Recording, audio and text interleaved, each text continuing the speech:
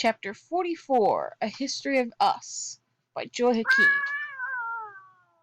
Sorry, our cat is whining. Henry Ford. Not many people get to change the world they live in. Henry Ford did. He did it because he had an idea he believed in and he never gave up, even when people laughed at him. Henry Ford's idea was to build an automobile so cheap almost everyone could own one.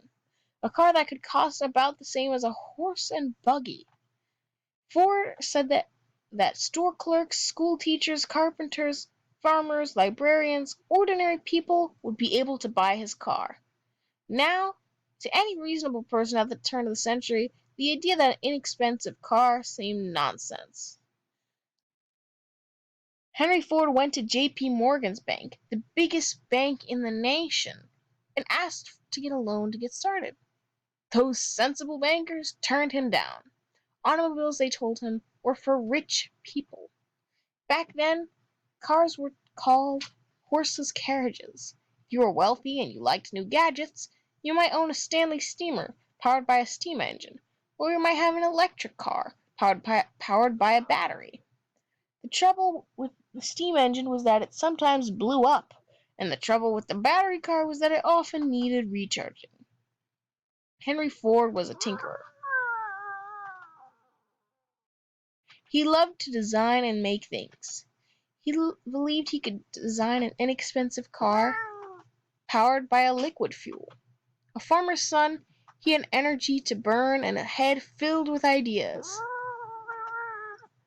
When Ford was a boy, he took apart and put together again every watch he could find. Ford became an apprentice at a machine shop. Then he got a job at Thomas Edison's company. He told Edison his idea about an inexpensive automobile powered by liquid fuel, and Edison encouraged Ford. "Young man, keep at it," he said. Ford tinkered away and designed several cars. Then he designed a car he called the Model T. It was a car that worked well and was easy to build. Henry Ford needed to find a way to build it so the cost would be very low. Ford took Eli Whitney's idea of interchangeable parts and adapted it to cars. All the Model Ts were exactly alike. The parts on one Model T could be used on any other Model T.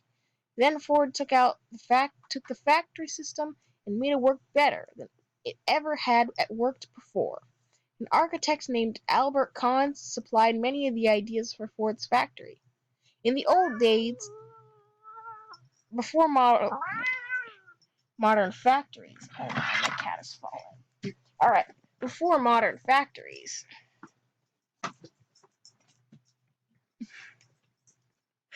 Hold on, let me find where we were. Okay, before modern factories, skilled workers called artisans built products by hand, from beginning to end. In fact, in the new factories, workers made exactly one part of the product, the same part every day. The man who puts the bolt in does not put on the nut. The man who puts on the nut does not tighten it, was the way Ford described his factory system. Workers hated it. It made work boring, but for car building, it was very efficient. In Henry Ford's factory, a wide moving belt called a conveyor belt brought the car parts to the worker. He didn't even have to move. With this system, called the mass production assembly line, cars could be built quickly by relatively unskilled workers. The Model T, which came out in 1908, cost $850. Many Americans could not afford that. Many Americans could afford that. In 1905, Henry drove his millionth car out of the assembly line, or off the assembly line. So this picture over here says in his workshop in Dearborn, Michigan, Henry Ford built his first car in 1896. Here he is driving the quadricycle. So over here, workers on the Ford factory assembly line, one of Ford's colleagues said mass production and its Intensification into automation stems directly from what we worked out at Ford between 1908 and 1913. Next page. By 1916, the price of the Model T had dropped to $360. Now there was no question about it. Henry Ford had made a democratic car. You didn't have to be rich to own one. People who had never been farther than they could walk now got in their cars and went traveling.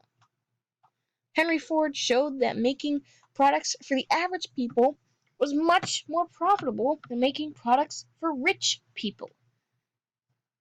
But there are only a few rich people, but there are many, many average folks.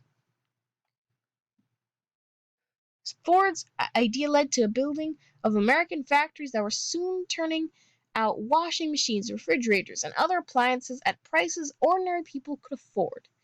Those ordinary people driving around their cars would eventually need motels and want supermarkets. Automobiles created industries that no one had foreseen. Henry Ford understood that if people were going to buy the new products, they needed to earn reasonable wages. So in 1914, when the average American worker earned $2.40 a day for a 9-hour day, Henry Ford announced that he would pay his workers $5 for an entire 8-hour day. It was an astonishing decision, but it was also smart. That $5 a day meant that workers at the Ford Motor Company could afford to buy Ford cars. It's a lot of Fords right there. Henry Ford was creating his own customers. Soon other manufacturers and businessmen followed his thinking. America became a nation of consumers. Ford, who had always enjoyed simple living, helped bring about our complex modern way of life. Henry Ford created a revolution. He wanted to build a car for the multitude. He did that and more, too. He helped bring democracy into the marketplace. So this picture up here at the very top shows Americans packing their picnic baskets, donning their traveling clothes, and setting off in their new automobiles. This over here says people bought gasoline for their cars in a store, usually where they bought kerosene for their lamps. Then in 1913, a drive-in gas station opened in Pittsburgh. The owner thought the first day's business was terrific. He sold 30 gallons of gas. And down here at the bottom, factories were soon mass-producing not only cars, but other appliances, like this electrically driven washing machine. Have a nice day, everyone, and enjoy your day.